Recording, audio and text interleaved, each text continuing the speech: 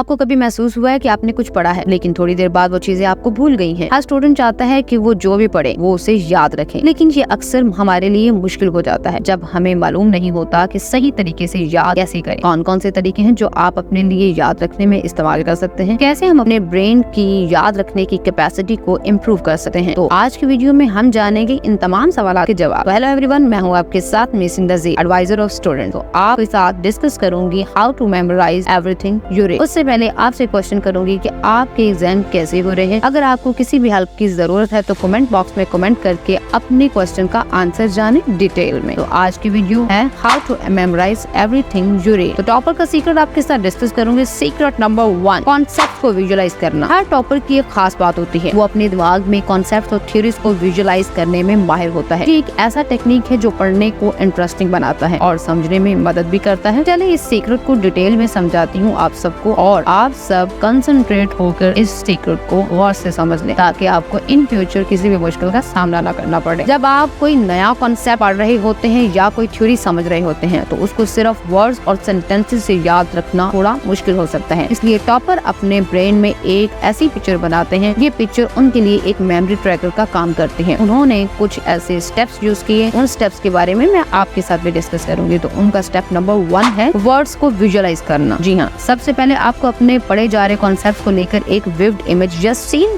अपने ब्रेन में बना लेना चाहिए। अगर आप किसी स्पेसिफिक कॉन्सेप्ट को पढ़ रहे हैं तो उस कॉन्सेप्ट को किसी प्रैक्टिकल एग्जांपल के साथ जोड़ना जिससे आपको वो कॉन्सेप्ट आसानी से याद रहे। Number 2, mind mapping. Mind mapping एक और बेहतरीन तरीका है जिससे आप अपने थॉट्स को ऑर्गेनाइज कर सकते हैं। आप अपने पेपर पर एक सेंट्रल आइडिया लिखिए और उसके आसपास रिलेटेड आइडियाज को ब्रांचेस के रूप में कनेक्ट करें। हर ब्रांच पर एक छोटा सा विजुअल एलिमेंट या सिंबल ऐड करें जिससे आपको वो स्पेसिफिक पॉइंट याद रहे। Number 3, colourful concepts. कलर्स का इस्तेमाल भी एक इम्पोर्टेंट फैक्टर है। हर कॉन्सेप्ट को एक अलग कलर से जोड़ना आपके ब्रेन में वेव बढ़ जाती हैं। कलर्स का यूज करते वक्त ध्यान रखें कि वो आपके लिए सूथिंग हो ताकि आपको पढ़ने में किसी भी तरह की कोई प्रॉब्लम ना आए और आपको मजा आए। Number 4, use of symbol. Symbols का इस्तेमाल भी एक अच्छा तरीका है। कुछ कॉन्सेप्ट्स को सिंपल सिंबल से रिप्रेजेंट करके उनको याद रखना आसान हो जाता है। आप अपने हिसाब से सिंबल्स क्रिएट कर सकते हैं जिन्हें देखकर आपको वो कॉन्सेप्ट याद आ जाए। Number 5, story telling approach. अपनी विजुअलाइजेशन को एक छोटा सा स्टोरी टेलिंग के साथ जोड़ना भी एक इफेक्टिव तरीका है। आप अपने माइंड मूवी में प्रोटेक्ट बन के अपने पढ़े जा रहे कॉन्सेप्ट को एक्सप्लोर करें। इस तरीके से जब आप अपने पढ़े जा रहे कॉन्सेप्ट को विजुअलाइज में कन्वर्ट करते हैं तो आपके ब्रेन में एक स्ट्रॉन्ग कनेक्शन बन जाता है। जब आप वो विजुअलाइजेशन रिकॉल करेंगे तो सारा कॉन्टेक्स्ट आपके सामने खुद ब खुद आ जाएगा। तो याद रखें, हर कॉन्सेप्ट को एक पिक्चर में बदल कर पढ़ना,